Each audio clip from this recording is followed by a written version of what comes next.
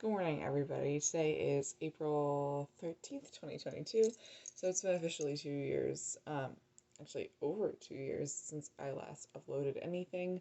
I have about twice, no, three times actually, filmed videos within that 2 year frame. However, it's very much so not going up onto the internet because it's just poorly done videos and just stuff that I want to improve upon.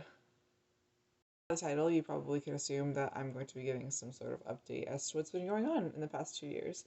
So, just as a quick preamble as to where I was the last time I filmed the video, it was my freshman year of high school, or not high school, college. My freshman year of college, I was in my spring semester and I was, not only clinically depressed, but I was having terrible, terrible, terrible, terrible anxiety, panic attacks, just regular generalized anxiety, and then, my OCD stuff, of course, was also kind of killing me. So I was really not in a good mental state. However, since then, I was hospitalized twice, once for a month, and then once for about almost 2-ish weeks. And during that time, I had to abandon school because obviously you're not allowed to go to school without, when you're locked up in a hospital where they completely cut you off from the rest of the world, it's not that easy to do school. So I was gone for cumulatively a month and a half, and I was going to be sent to a residential program because my depression levels were at that of someone who was in crisis. So I was going to be sent, I believe, either to Georgia or to upstate New York, which respectively it would be probably about 10 hours to Georgia, probably more than that actually, and then to upstate New York will probably take like a day or two. So like really about a day or two travel for both of them, honestly.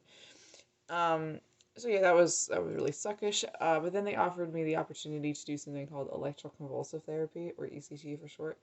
Um, for sure, that, I mean, it was a grueling process. It really, really, really takes a lot out of you, especially if you don't have a lot to really give into it. So yeah, I did my ECT treatments. I did 36 of them over from August 2020 to April 2022. So as of, I don't remember the last date that I did my ECT treatment, but it has to be within this range. So I'm officially going to be, a year since I've done my last ECT treatment this month. I just don't know what day. Um, I'm not going to get into what ECT really is. People a lot of times throw out the word shock therapy with it, which is what it originated from, but it's been developed and made better to actually not torture people and actually be useful in some capacity. Yeah, but in essence, I don't know if I mentioned this already, but ECT definitely saved my life. I can't imagine a world where I would be in it if I didn't have the ECT stuff. Medications weren't working. I'd been on at least, I think, 18 different medications, since I had been 16. So in 3 years, that's how many different medications I've tried. Some of them I've stuck with, others I haven't. Not even to mention all the dosage changes. I was constantly in partial hospitals, and I spent like close to a year in partial hospital, which is not the same thing as like fully hospitalization. It's just you, you're in a therapeutic environment for the vast majority of the day, but you get to go home at the end of the day.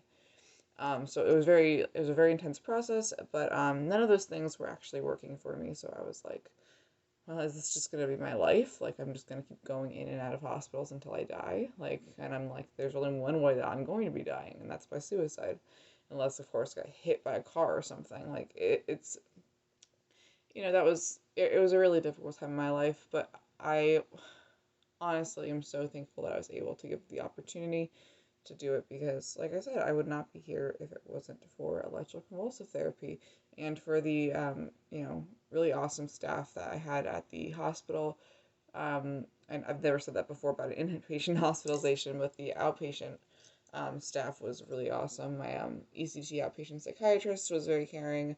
Um, all of the nurses that did the ECT work were phenomenal.